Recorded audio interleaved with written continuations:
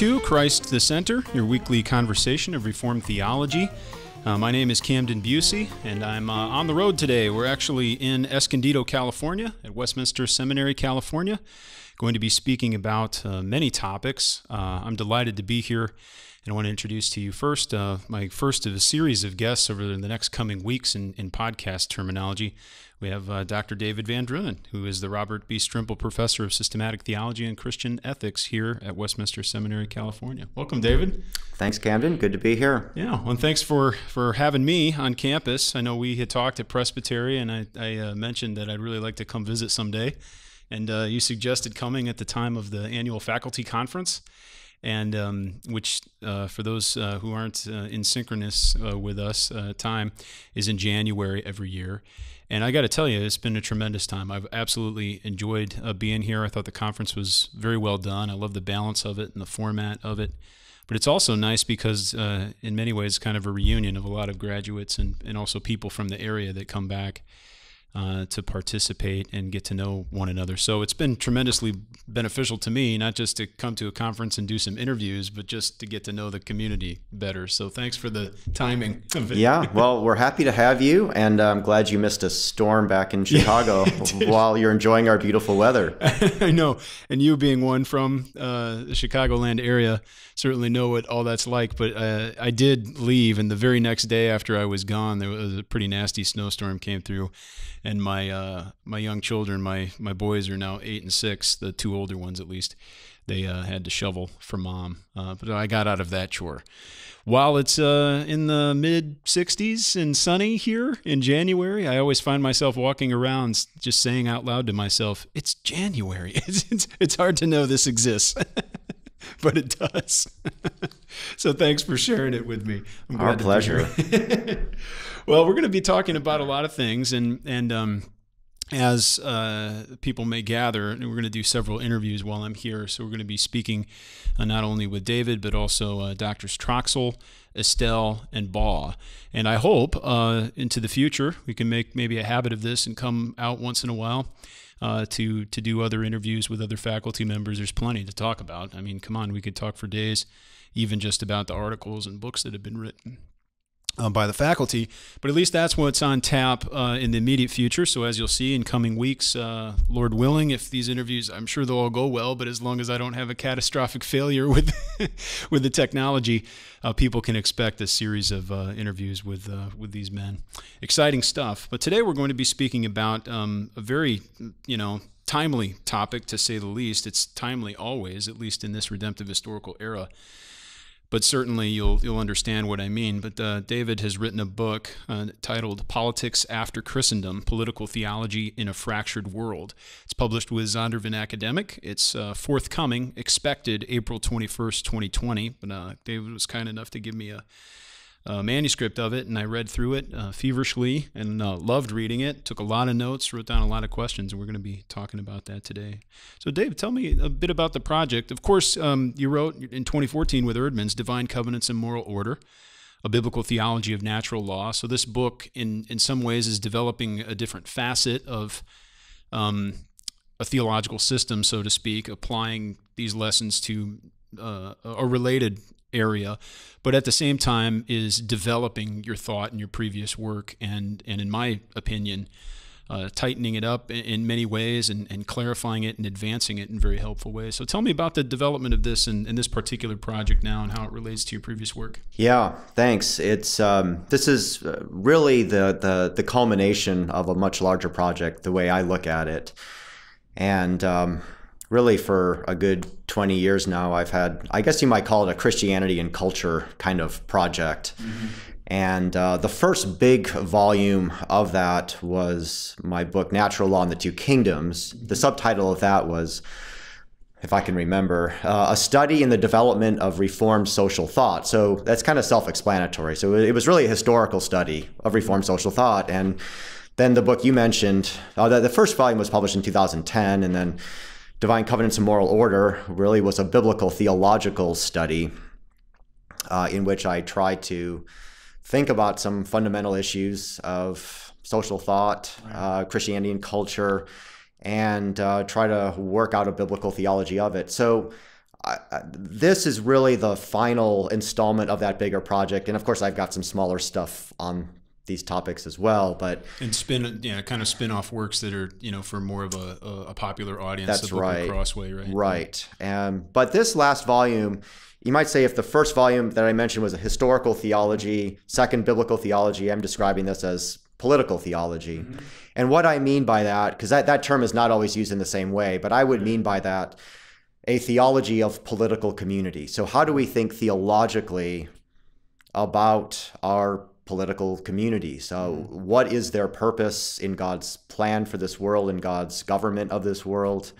Where do we as Christians relate to them? How do we fit in them? How do we think about our responsibilities within them? And then that's primarily part one of the book. And part two of the book tries to look at some particular kind of classical questions of political and legal theory, questions of religious liberty, justice, rights, authority, resistance. So it really is, in my view, kind of bringing this larger project to, in a way, you might say, a more practical focus, in that it's really trying to think concretely about who we are in this world, particularly with respect to our political communities, which is not the only part of our life in this world, obviously, but it is an important part of our life in this world. And it's a perennial issue of debate among Christian theologians and ordinary Christians. Right. And as you said, and I think you were saying it was timely issues. I mean, it's an election year, so in a way it kind of works out. It's interesting. I originally drafted part one of this book in the fall of 2016. I was on sabbatical, and you know what was going on in the fall of 2016. So it was during that very emotionally charged election cycle. Please tell me you took your sabbatical in Russia. Yeah. Or maybe Ukraine. I don't know. And so here, now the book is coming out right as this next election cycle is really heating up. So in a way, I'm kind of grateful for the timing, I think, although some people might be so sick of thinking about anything political. Or they think this is why you wrote it, that right. It's hot off the press. Yeah, which is really not the case. Like all these other books that seem to be written in 6 months or less. Yeah. Well, that being said, I might as well ask it now, but I was fed a question by our friend and Presbytery colleague, Charles Williams. So before we get into the theology, just for the people who can't listen to the whole episode, please just tell us, what is the correct Christian voting choice for U.S. president in 2020? Yes. I think people will have to ask me that privately and send me a large check. And if they do that, I'll be happy to tell them who to vote for. Okay, fair enough. Yeah. Well, zooming out just a little, because I think it will be helpful for people who don't know you, although I imagine most of our listeners do. But tell us a bit about your educational background and your study of law, and how your coursework there. Do you have a JD, I presume? So with that, of course, you're not just taking, professional courses on, this is what this law says and whatnot. There's a lot of philosophy. There's a lot of broader questions of theory regarding justice and the nature of the state and that sort of thing. Tell us a bit about your education and how you feel that that's been beneficial to you to help you think as a theologian about these issues. Yeah, thanks. Well, I there's a sense in which I was interested in kind of political sorts of questions. I mean, when I was high school, maybe even a little earlier. So I was actually a lot more interested in politics then than I am now. And now there's a sense in which politics itself is kind of distasteful to me. But I did have some of these interests pretty early on. I was actually a mathematics major undergraduate, but I went from there to seminary, and I was pursuing the ministry. And yet, as I was studying theology, I was very intrigued by Christianity and culture issues. And of course, that's a perennial part of Christian theology, is thinking about who we are in this world. And those were fascinating to me. And I decided to go to law school after my Master of Divinity. I wasn't planning on being a full-time practicing attorney. I was still planning on pursuing the ministry. So it was an unusual route, but I really I was interested in doing research and writing. I'm not sure I even knew what to call it, the intersection of law and religion, law and theology. And I was interested in being a student, and I mean, I like study, and so I wanted to do some more study, and wasn't actually planning on doing a PhD at that point originally. But I went to law school at Northwestern University in Chicago, and it's interesting to hear you say, you study philosophy and history. I don't remember exactly how you put it. I don't either. In a lot of law programs, you actually have to work to find courses. Really? Maybe it's the Catholic ones I've looked at. Maybe theoretical. Yeah. I mean, I think you can find some law schools, especially those that have some sort of serious religious basis, that will have students take this. And as my history, I spent a good amount of time investigating Catholic programs for the research interests I had. So maybe the law programs at those schools tend to emphasize those sorts of things. Yeah, I think that's probably right. And so for me, I actually had to look for those courses. I wanted those courses. I wanted jurisprudence courses. I wanted legal history courses. I wanted courses that would help me to think more theoretically about law. And so I was able to find those courses, but it was something that you could actually mostly avoid that. Yeah. So, I mean, while I was in law school, I was thinking hard about the theoretical bases of this. And even while I was in law school, I was reading a lot of theology. I was trying to read a lot of the Reformed tradition that I hadn't read in seminary, and reading some older Reformed theologians. And that was getting me to think about some of the issues that I've been writing about, things like natural law or the two kingdoms, which I didn't hear about these things at all in my seminary education, but they're there in our early tradition. So I was beginning to think about those things while I was studying law. And then from there, I went and did a PhD at Loyola University Chicago. So I had the Roman Catholic educational experience there.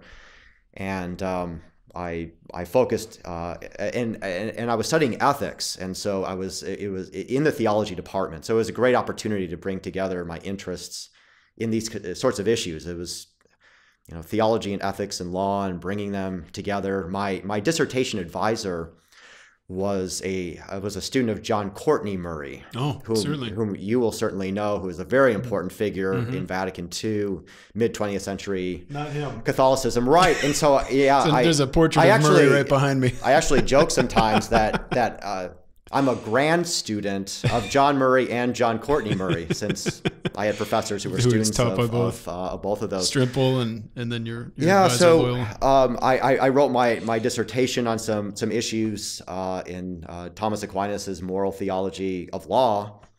So I think that was helping give me some of that a deeper knowledge of some of the Christian, the broader Christian tradition on these things. So I'm really grateful. I mean, I had not only a Reformed education, but a first-class secular legal education. Plus, I had the opportunity to do some serious exploration in law and ethics in the broader Christian tradition. So I'm very grateful for that, and I think having that background has opened up a lot of opportunities for me as a scholar to have sort of a path to associate with and work with some Christian law professors, as well as to be involved in some of the broader discussions among Roman Catholics about some of these issues. So I'm very grateful for that. I always think some of the most interesting things, most exciting areas of inquiry are on the borders between disciplines. Yeah.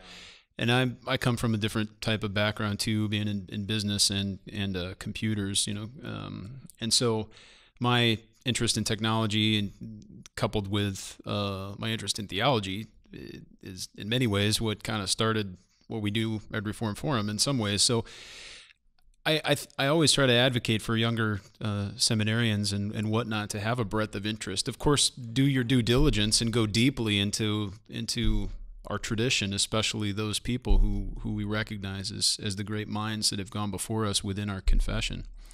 but at the same time, don't become myopic, and try to stretch out, try to learn widely, because you'll find just an enriching, I think, in your knowledge, and you'll be of greater service to the church. I think that's right. It's true for pastors in general. But I mean, for someone like me who's trying to work on these political theology issues or whatever you call it, I mean, you can't just read theology. I mean, you've got to read philosophy, you've got to read history, you've got to read political theory, you've got to read legal theory, you've got to dabble in economics, and it's for me that's fun. I mean, and as you know, a lot of the academy is very segmented, and a lot of people in one discipline don't talk to people in other disciplines, but there's a general suspicion more than just don't talk to them, that don't want to. And for me, it's a lot of fun to try to think about these things, to read a theologian in the morning, read a political theorist in the afternoon, and to try to think about how some of these things relate it's really important. So, and then God is the Lord of them all, and then to think about how He is. Let's turn to the specific book. I mean, I'm sure we'll touch on some more of your perennial issues. I mean, that's not the right word, but on 2K theology and natural law in general, because that's traced through a lot of your works. But speaking specifically now about the new book coming out in April, Politics After Christendom. And we've spoken about political theology a little bit and what you mean by that, and we can talk about what you mean by politics, because that's interesting too. But I want to start with the word Christendom.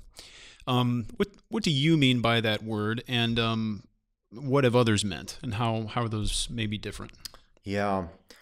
When I refer to Christendom in this book, I'm really referring to that very long period of time. It's hard to know exactly when you want to date it. Towards the end of the patristic era and the very early Middle Ages, when Christianity, in a sense, became the official religion, initially of the Roman Empire and then through most of Europe. And you had really, from that time until sometime in the modern era, it's hard to know exactly where to put the end of it, but for, over 1,000 years, well over 1,000 years in a great deal of Europe, entire societies, entire political communities were considered Christian, and all the institutions within them were professedly Christian. There was separation. There were distinctions between church and state and other kinds of social institutions, but they were very integrated. The church was constantly struggling with the political power for influence and for jurisdiction over matters. Christendom looked different in different places. Certainly in places where the Reformation was strong, it certainly looked different from places where Roman Catholicism remained predominant. But there's a sense in that even after the Reformation, for maybe even several centuries, there's still this idea that we're all Christians, right? We're all members of the church, and it's just a matter of what exactly that looks like. And then the death of Christendom, really, over the last couple hundred years, is when now you don't have to be a Christian in order to live in these societies. It's not a given that the church and the state are going to be integrated with each other. Now, it's not just that freedom of religion is a fact, but even churches have embraced that as something which is good. So when I refer to Christendom, I'm thinking about that long experiment from the early Middle Ages to the modern era. And I'm asking, what about politics after Christendom? What does it look like as we live now in places that surely are not Christendom anymore, in which we as Christians are feeling more and more like a minority? We're feeling more and more isolated. What we value seems to be more and more out of touch with the predominant values of our society. So, and is that God's intent, or at least he has permitted it because he has decreed all things, right. but from another perspective, what is his preceptive will or whatnot? What is an optimal situation for us in this redemptive historical period, in this covenantal era? These are the questions that you raise in the book.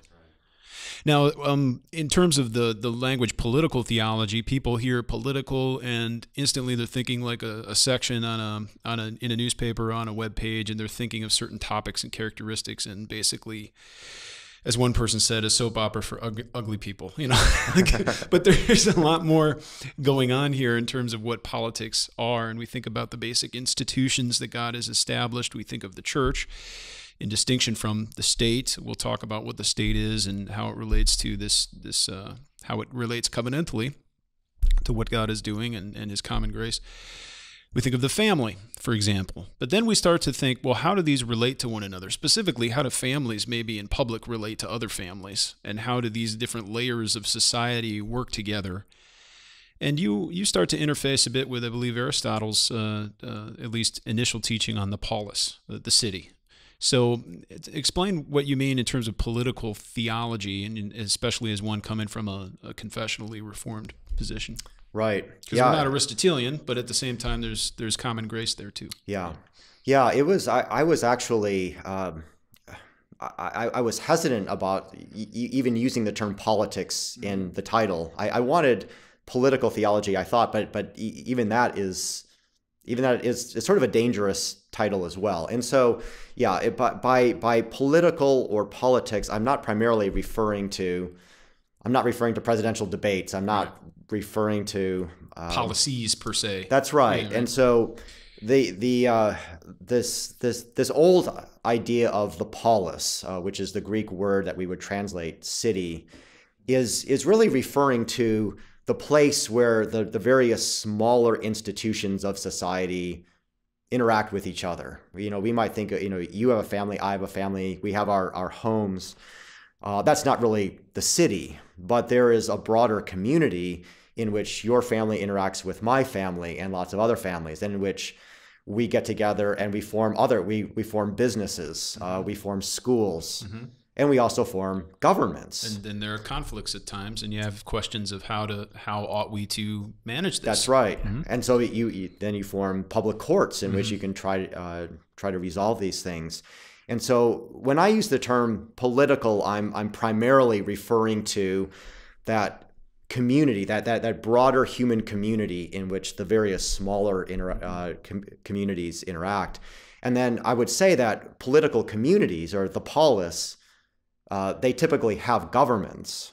And so government is a part of that, but government is not the only thing that I think we need to think about. And I think this is part of the problem, is that when we hear politics, we think of government and elections and political parties and policies. And I would say that's only one part of the larger question of the political. And I think when we make government the thing that we think about, it actually damages the way we think about the broader issue. So one of the things that was really interesting to me and piqued my interest perhaps the most early on with the introduction of the book are the basic categories that you employ regarding really what is an enduring political theology, even applicable and enduring into our contemporary redemptive historical context. And that's the constant refrain, which is carried on throughout the book, that this political theology and governments, politics, etc., governments are legitimate but provisional.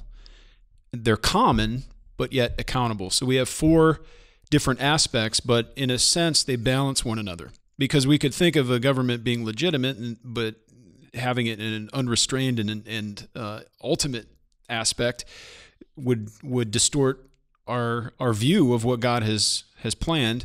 They're also provisional. They're set for a time. We think of them as common, meaning, applicable to a pluralist society, applicable worldwide and for everybody.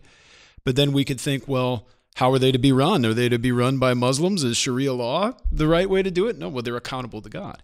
So tell me about how you formed and fashioned these different aspects of the political theology and how the Bible really informs and constrains something that is indeed common it's quite intriguing. Yeah. Well, as I was thinking about how to put this book together, it seemed to me to be very helpful early on to have some sort of relatively simple framework to kind of set the bounds for the study. And I came up with these 4 categories. I actually, the exact words that I use actually changed a little bit over time as I was trying to search for the right way to put it. But you know, that first category, that government is legitimate. I think I would say that most Christians believe that. I mean, we find texts like Romans 13, 1 Peter 2 that say it quite explicitly. Even obey the emperor as supreme. That's pretty strong. Right. Probably talking about Nero of all people. So, but you know, there are some Christian communities through history that have rejected that, particularly with the Radical Reformation. So I think that's an important thing to say, first of all. And I think it also gets at some of the, you know, a lot of Christians are very skeptical and very wary about government for understandable reasons. So I think it is important to say that up front, that God has ordained civil government for this fallen world. And so government is legitimate. At the same time, it's provisional. And I think that balances the other one. And that God has established government for this present world. This is not an institution that he has formed for the age to come. You're right. I mean, we do read, of course, at the end of Revelation that the new creation is a city. But that's a metaphor. It's not a city in the same way that we have cities now. And there's not going to be a need for a sword-bearing sort of government there. And I think both with respect to legitimate and provisional, I try to root this in the covenant with Noah in Genesis 8 and 9, which does ordain the pursuit of justice in this world, but is also in the context of a provisional covenant, a covenant which God sets up for this present world, for as long as the earth endures. And in many ways in service of what God has already promised in 3:15, which the overarching covenant of grace. That's right. That's right. And so I think those first 2 categories sort of balance each other, that we have a sufficiently high view of government to say it is legitimate, but remember that we always have to keep government in its place. And then we have those other 2 categories, so common. And what I mean by that is that God has ordained governments for believers and unbelievers alike. And, you know, this is something that I think most Christians now would have to admit that that's true, but I think it's still uncomfortable for a lot of Christians to think about that. But I think both in the covenant with Noah, as well as what you see in Romans 13 and a lot of other texts, is that government is not just for believers, but that God has ordained government for the ordering, for some measure of justice and peace for the broader human community. And I think that's something that's important to affirm. That's what I get at with that idea of common, but that it's accountable. And as you were saying, I think one of the dangers of saying that government is, or our political communities are common, is to say, well, okay, it's for Christians and non-Christians alike, so maybe there are no moral standards. Right. And what I'm trying to say here is no. Or total neutrality. Or neutrality. Yeah. In fact, I originally my phrase was common but not neutral. Mm-hmm. And you have some language to that effect elsewhere in the book, so that you haven't shunned it. But that's right. I think accountable is a good way to put it, because it also emphasizes the lordship of Christ this side of the resurrection, but even prior to the resurrection of Christ, prior to the incarnation, still the lordship of our God over all things. And the covenantal dimension to this, I think, is tremendous. And I know you've been working on this for some time, and is certainly brought more into detail in the book Divine Covenants and Moral Order. But at the same time, here in this most recent book, I found, it may just be me, but I want to ask you this kind of a personal question in terms of your intent in authoring this book. But it seems as if you have received, you've received criticism in the Reformed circles from a wide number of folks, and it's been very visible. I think oftentimes it's helpful to have conversations like that and hash out ideas, but Neo-Kuyperians and others, theonomists, they're not as appreciative of your position as others. They have a different position. But often, sometimes your position has been caricatured or it's been misunderstood. And what you seem to be doing here is not doing something new in the sense of you've changed your views and now you're coming at this from a different theological perspective. But my perception is that you've taken those criticisms in stride and you've really developed many of the theological themes. Not that your previous books weren't precise, but any work, you can benefit from criticism. And I found that this book is really compelling in a way where it's so much more forceful from a covenantal perspective, presenting a covenantally informed two kingdoms theology. Was that intentional? You mentioned, I think it was Matt Tuniga, and others that you had interacted with at some of your, at some speaking engagements and whatnot, and incorporated their feedback. Was that a self-conscious thing where you've been... I know you're... Yeah, I'll just leave it at that. Yeah, well, I mean, I have, as I've been working on this and writing and teaching on this, it's been quite a few years now. I know. And so, yeah, I mean, you're right. I mean, there's been... I can't complain about lack of feedback on my stuff. And some of it there's been some of it very productive. Some of it has not been very productive. But it's...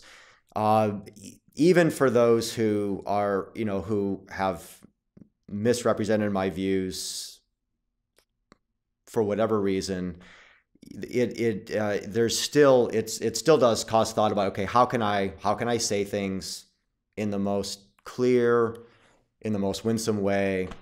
And I'm in the big picture, I'm really grateful to have talked to so many people about this in so many different places around the world.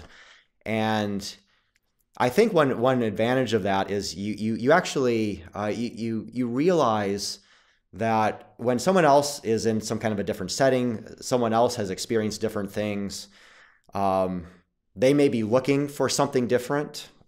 They may hear terms in a different way.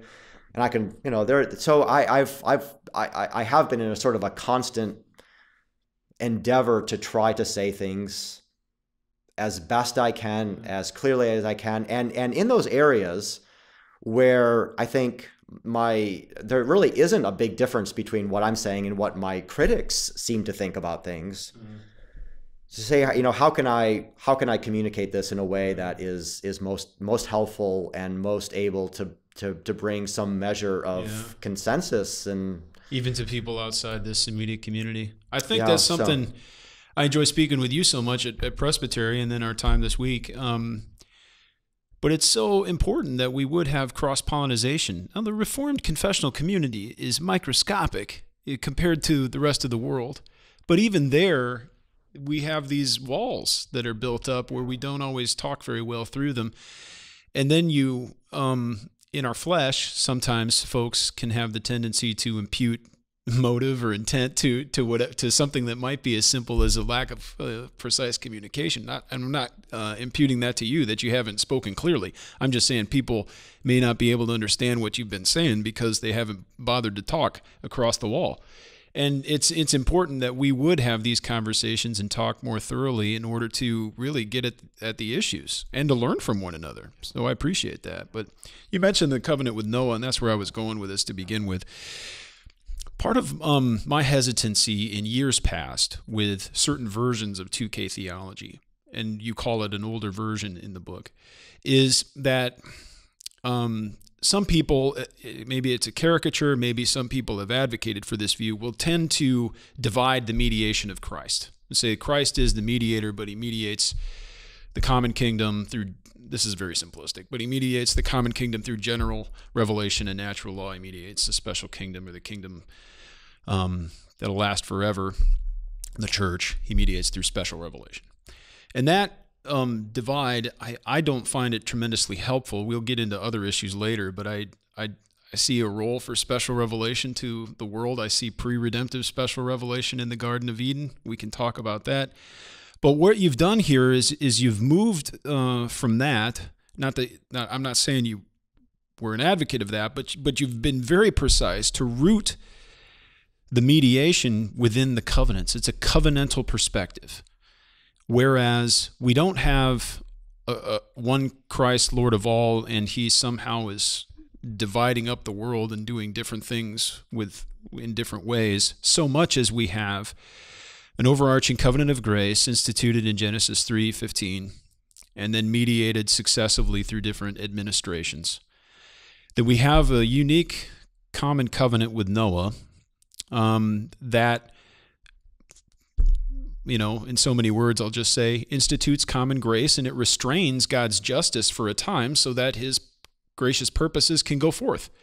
God didn't come to the garden to destroy them. He held off his judgment, and then with Noah, after he destroyed the world by water, he promised, I'll never again destroy the world by water. And that's so that he can call all of his sheep, all the elect may be called in. And then once he does call them all in, he'll destroy the earth by fire and transform it and bring in the new heavens and the new earth. And so thinking of it that way, I think, is very winsome, at least to people who are persuaded of this covenant theology. Anyone who likes Meredith Kline ought to be, and I think is very compelling, and you do the exegetical work. So my point is to the listeners and to the viewers, there's something to reckon with here. And even if you don't like the term two-kingdom theology, think long and hard about what's going on between the Lord and Noah, and what really are the implications of that. What does that mean for us in this world? And how ought we to relate to other people who are beneficiaries of common grace, yet may not be brought into the kingdom of Christ's church yet? So, run with that for a minute. Explain to me, build the case a little for the commonality of the Noahic covenant and how that plays into, or how that informs the theological considerations of this book. Yeah, thank you. I would just, first thing I would add is that there are a lot of other Reformed theologians who have understood this Noahic covenant as common. Gerhardus Voss did. Yes. Abraham Kuyper started his big volume on common grace with the Noahic covenant. Herman Bavinck did, and you find older Reformed theologians as well. So I think it is. I think it's helpful. Not new. Right. I think it's helpful for people to know that even though I'm doing something with this that I don't know of any other previous Reformed theologian who's done exactly what I'm doing. I'm sort of taking this in some. I'm putting some new questions to it. But the view itself is not. It's not a new, unique. It's not novel. The structure, the covenantal structure is there. It's well received. I think it's sound, and I think the way you develop it, it's quite interesting. But explain that to people. So as I look at the text, between Genesis 8:21 through 9:17 or so, that covenant that we find there, it's clearly a universal covenant. It's made with not only all of Noah's descendants, but every living creature. It's made with the earth. It's made with summer and winter, seed time and harvest. And we also find that it is a preservative covenant. So it doesn't, this is something that I feel like I have to point out, is that it doesn't make any promises of redemption. And there's no blood there. There's no blood there. The rainbow is a non-bloody sign. What it promises is that God is going to preserve this world for a time in order that the human community might continue and grow, and that especially so that there might be a world to save, you might say. Without this covenant, there would be no human race in which Christ could enter and enact the plan of salvation. So it's, I think this is important. To say that the Noahic covenant is a covenant of common grace is not to say it's just disconnected from the covenant of grace. We can see how, in a sense, you couldn't even have the covenant of grace without this covenant of common grace, because the covenant of grace presumes that there's still a world, a fallen world, but a world that still exists. But that's not really my focus here. My focus is to say I think the Noahic covenant as a common grace covenant is really important for thinking about political community in this, in this world in which we live. In that, in this covenant, in this common grace covenant, God has, well, he's preserved a lot of things. I mean, he's preserved families. I mean, we see that in the Noahic covenant. He says, "Be fruitful and multiply." So there's still family structures which are being acknowledged. But we see that there's a broader human community which is being preserved. And we see that there is that call to justice in the Noahic covenant. He who sheds the blood of man, by man will his blood be shed. And that's a basic principle of justice, proportionate penalty, fitting penalty for wrong. And so there's a lot of argument here, obviously, but I try to root the institution of political community and government in particular in this covenant, and that provides this foundation for saying that it's a common covenant, and that these are common institutions, and that we as believers need to take that seriously, and to interact with unbelievers as fellow participants in this common grace covenant, accountable to God with them, alongside them. For these things, and my hope is that by talking about these things in covenantal terms primarily, that will be attractive to Reformed people, especially. And as you probably noted, I mean, I use the language of two kingdoms very little in this book, and I mean, part of my hope is that covenantal language, it provides a more explicitly biblical, exegetical grounding for it, and it just resonates with Reformed people.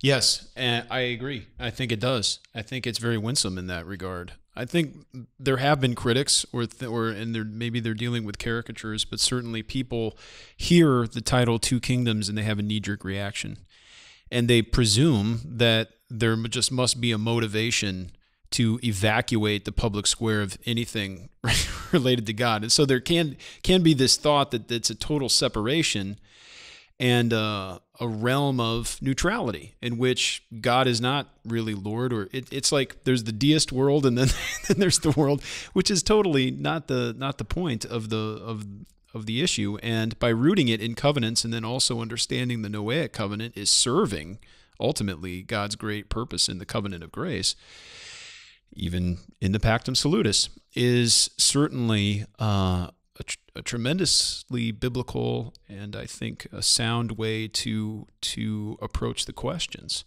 and it should, I hope, assuage people's fears that we're saying no, God is Lord over all. He's Lord over the common kingdom, and the common kingdom is accountable to God, even though it's legitimate. Nevertheless, it's provisional because God will come in final judgment. And on the other side of final judgment, there will not be a need for politics in the way that we're thinking of it now, because everyone will be confirmed in righteousness. Anyway, so the other aspect here, another aspect is, and what you're developing here is certainly has to do with nature and grace. And that's a big feature of Thomas Aquinas's theology and philosophy, and thinking of creation and how creation as created relates to God's supernatural purposes. And so the issue here, this gets at the heart of matters of a lot of differences between different theological traditions. And you start to speak about the relationship between nature and grace. I think it's in a helpful way. And specifically how that might pertain to the image of God, and how that pertains to eschatology and creation's own telos. Would you say that creation had both various subordinate ends inherent to its ongoing existence and also to an ultimate eschatological end? And that got me excited, because I do believe in eschatology precedes soteriology. It's a very Vossian thing. We've got a portrait of Voss, the one that's on the cover of Danny's Voss book to my left. And so, for those who may not know, basically what we mean is that when God created Adam and Eve in his image and placed them in the garden, he had a plan and purpose for them that they would advance to a higher, glorious, and consummate life.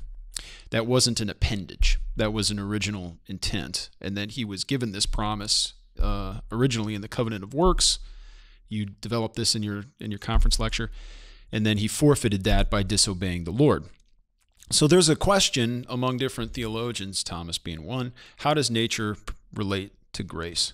What are the different? They're little short formulations. Yeah. Grace preserves nature. Grace restores nature. Grace destroys nature. Yeah. What are this?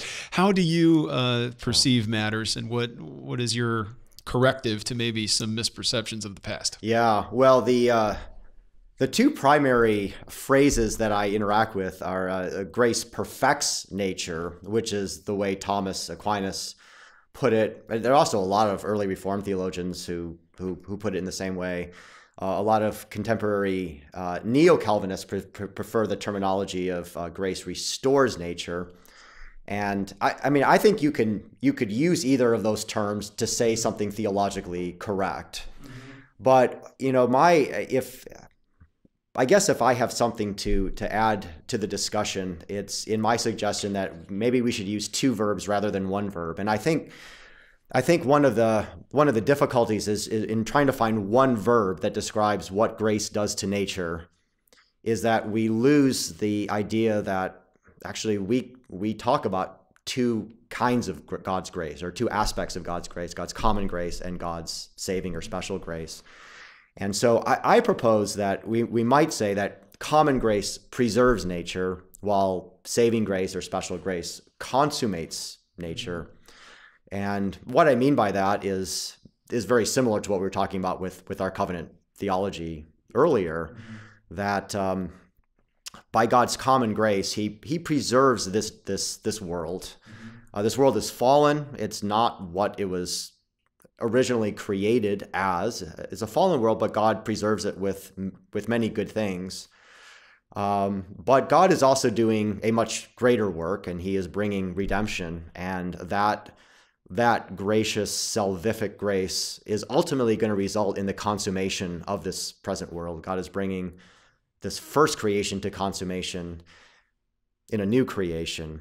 And so I think it's important that as we use this terminology of grace ex nature, whatever verb that is, I think we need to account for both of those things. I think for Thomas, and for a lot of the Roman Catholic tradition, there's this tendency to have too low a view of nature, even from the beginning. Yeah. That somehow there needed to be some supernatural grace that would take away the flaws of the original creation. The donum superadditum. Right. And I think a danger in some of contemporary neo-Calvinism is to maybe not appreciate what kind of a radical work God needs to do to redeem this present world. And there's a danger of thinking that by our own transformative efforts in culture that we can kind of bring the present world towards its new creation goal. So I sort of hope that my new formula might provide a sort of a new way to talk and debate this. Let me go off book for a second. Yeah. But with all Christian brotherly charity, let me run an idea by, see what you think. Thomas, just if we look at the motto, grace perfects nature, I can go along with that and with a certain understanding. Yeah. But then understanding, as you indicate, other aspects of Thomas's theology, which I'm tremendously appreciative of Thomas on the whole. But when we're looking specifically at Adam as created in the garden, Adam was not created, so his nature was not, let's put it this way, insufficient for attaining the beatific vision. So as Reformed people, please push back and correct me if you feel the need to do so. But within the Reformed tradition and within Reformed anthropology, Adam was created in the image of God. I very much like Klein, who believes that the image of God has three aspects. It's formal/physical, so even his body is imaging God. The image of God isn't just something that Adam does, it's something he is. There's a functional aspect, that's the office, prophet, priest, and king, but there's also the ethical aspect. But as he was created, he was not created consummately. He was created good, but not perfected. Nevertheless, he had all that he needed in order to attain that which God held out to him. So God gave him the command in the covenant of works, but he wasn't lacking the equipment to obey. Now, obviously, he was mutable and he didn't obey. One of the great mysteries of, why did he fall? If he was created good, that's a mystery to some degree. But it wasn't as if he needed the donum superadditum in order to be directed toward that consummation. And so from that perspective, we can look at something that Gerhardus Voss calls the deeper Protestant conception. It's that inherent eschatology, a heavenly directedness, that there's an eschatology, a telos, built into nature, understood in terms of human nature. Would you agree with that? I would agree with that. Praise the Lord. Yeah, that's right. And I don't talk about it too much in this book. That's not this book. That's why I said we're going off book. Yeah, there's definitely material on that in Divine Covenants and Moral Order. So yeah, I would argue that the image of God as we see it, particularly in Genesis 1 and 2, of course we want to think about more Scripture than just Genesis 1 and 2 for our theology of the image. But 9:6 you do bring up in here. Oh yeah, definitely. Referencing man's capability of executing justice in the common kingdom. But I think it's very interesting that we see, God's own pattern in creating is to work in this world and then enter this eschatological rest. Mm-hmm. And then he makes us in his image and immediately calls us to work in this world. Mm-hmm. Now, okay, we're in his image, we're in his likeness. He works in this world unto a rest. Well, if he makes us in his image and likeness, called to work in this world, it must be with a goal. It must be with an end in sight. It's not to an endless task of just working forever and ever and ever in this world and not getting anywhere. And so I think we could talk about this for a long time, but I do think that in the image of God itself, there is that eschatological goal.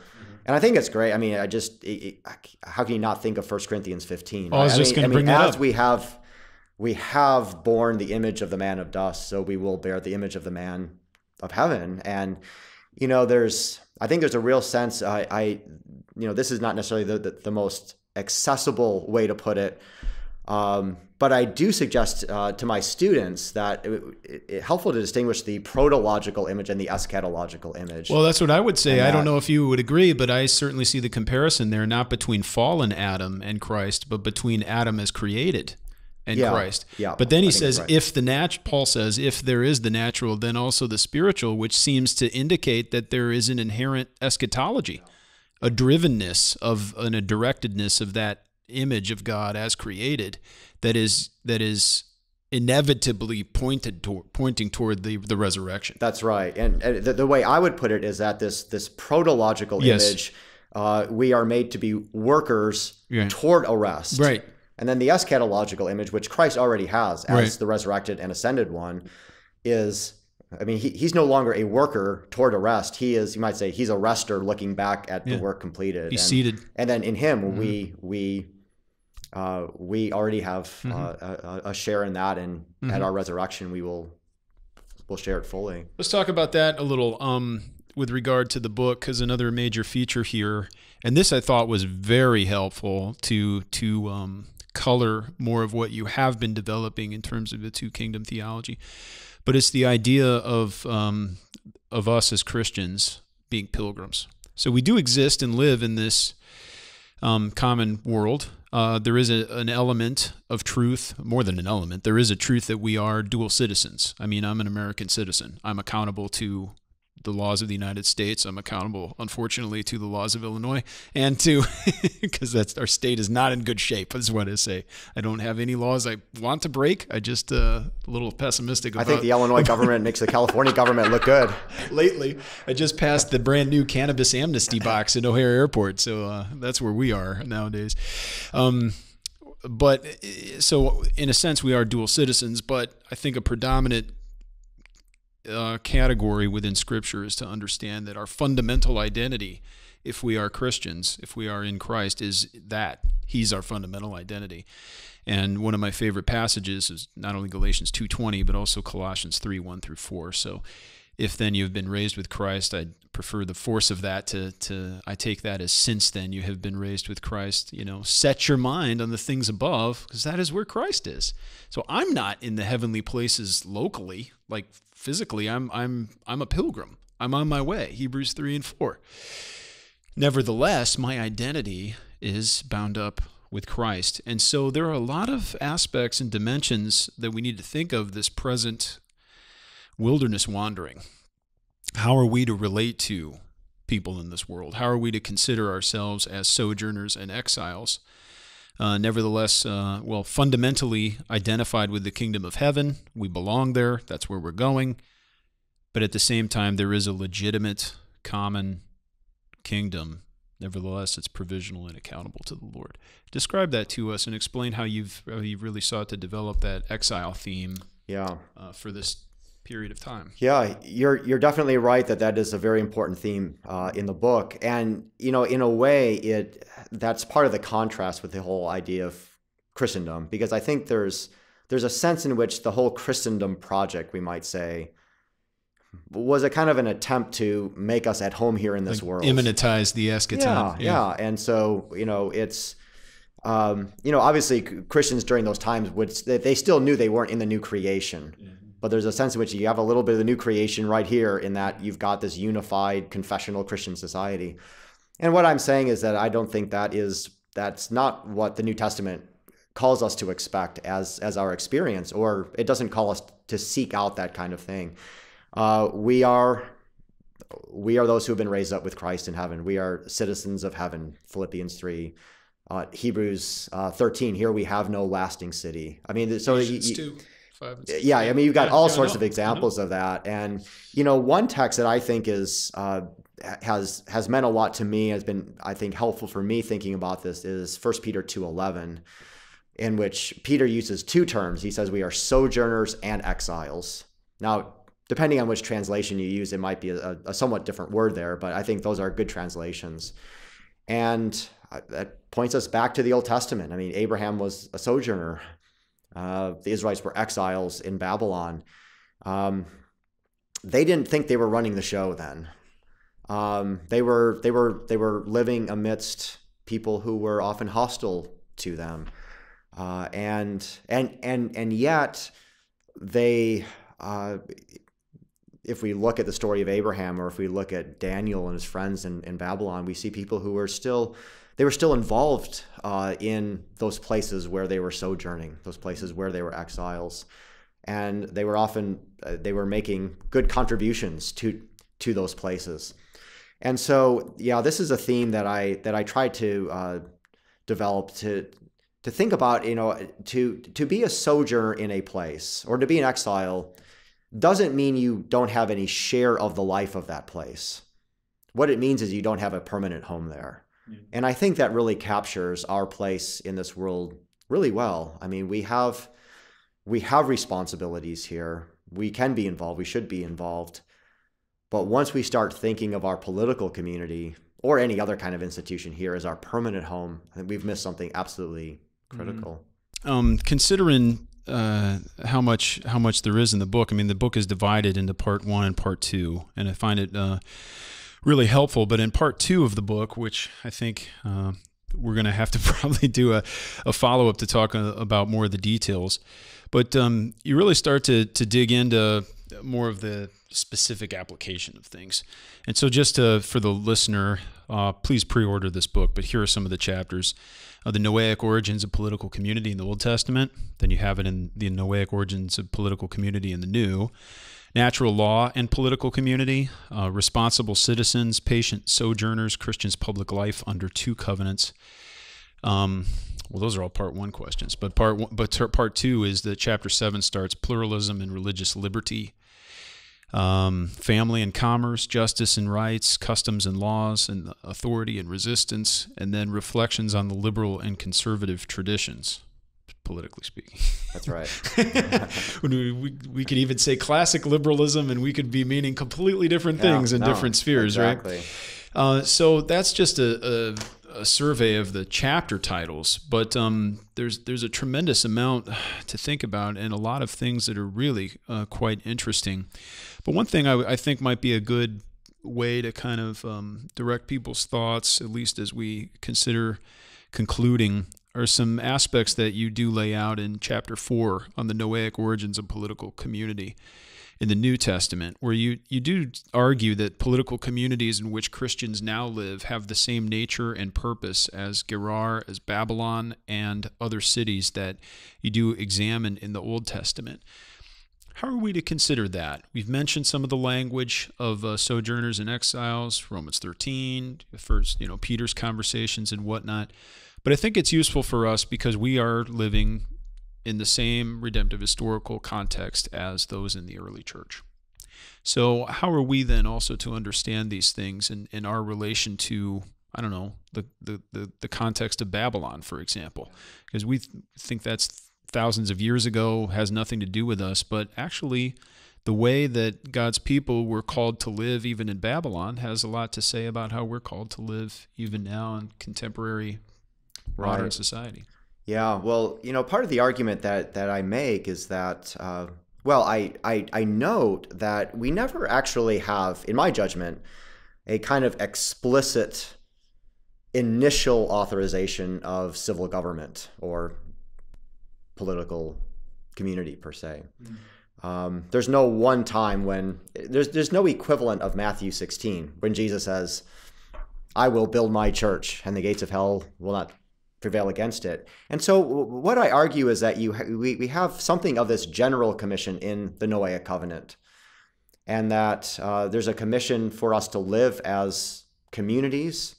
There's a commission for us to do justice within those communities, and that as the human race developed, there is this formation of what we think of as political communities and civil governments.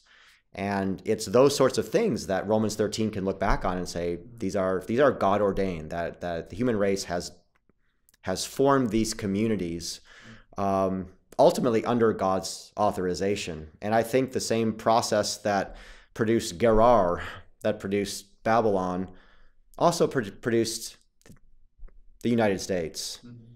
And so I think it can be very instructive for us to think about, how did the saints of old who were living, for example, in exile in Babylon, how were they to conduct themselves? How did they conduct themselves? Now, there are differences with our redemptive historical situation. We need to make sure that we acknowledge that as well. But I think when we look at texts like Jeremiah's letter to the exiles in Jeremiah 29, when we look at how someone like Daniel and his 3 friends conducted themselves, I think we get a lot of insight as to what it means to be living as sojourners or exiles in this age. Mm-hmm. Yeah, you summarize very usefully part 2, saying to the effect that if common institutions are indeed grounded in the Noahic covenant, what framework does this provide for evaluating perennial questions of legal and political theory? Or what are justice, commerce, and community supposed to look like under Noah's rainbow? I love the way you put that, and I think that really that was going to be my original subtitle. Under Noah's rainbow. Well, justice, commerce, and community under Noah's rainbow. Yeah. Well, it was. Yeah, I mean that actually is that is exactly what part 2 gets to. Yeah. And maybe we can talk about this more if you want to. I'd love to. Yeah, I mean basically what I'm trying to do is, and this is, I think is important for your listeners to understand, is that I'm not trying to set forth the Christian public policy in part 2. I'm definitely not trying to do that. You're going to have the Cato Institute or whatever. You're going to be the VanDrunen. I don't think so. But I do think that if the sorts of arguments that I make about the Noahic covenant, about political community in this present era, if that's true, then it must have implications for the way we think about these various issues like religious liberty, like justice, like authority. Right. And so I'm really trying to help readers think through. I sort of invite them to think through with me a lot of these questions that people have been asking for a really long time. What might you suggest to people? Of course, that they should pick up the book and also read its in some ways its predecessor, Divine Covenants and Moral Order, from 2014 with Erdman's. This book, Politics After Christendom, Political Theology in a Fractured World, Zondervan Academic, 2020. How might people prepare? What are maybe some works on covenant theology or just theology in general you think might help instruct or guide people so that they would be able to grapple with and interact with your ideas perhaps more fruitfully? Yeah, that's an interesting question. I mean, I think any kind of background in Reformed theology would be helpful.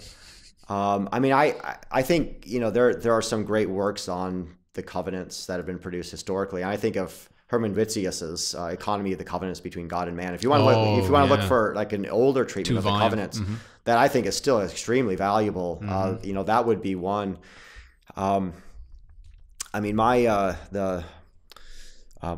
friends Zach Keel and Mike Brown have written this little thin volume called Sacred Bond, which I think is a really nice kind of short introduction to some of these things. So, I mean, those are a couple of very different examples, but both which I think if you're looking for some foundation in covenant theology, provide some really helpful stuff. What's on your shelf right now in terms of the legal theory, political theory, whatnot, the more legal or philosophical side of things? And I'm not saying what you were sympathetic with, but what are you interacting with right now? Oh, well, yeah. And I know it's probably for a different project, but I'm curious to just hear what you're working with. To be perfectly honest, I haven't been reading a whole lot of that recently because I've been focusing my attention on other golf? things. Well, I'm always focused on golf, but I did actually. I got a gift. Actually, I requested it, but it's a new work by Peter Betke on the thought of F.A. Hayek, who I find to be a pretty fascinating 20th century political and legal thinker. So I'm sort of hoping on an upcoming plane trip that I can work. You can work on that through that. So that's what's on my bookshelf, waiting to be read. We'll have to give us a book report on it when you're done. That sounds good.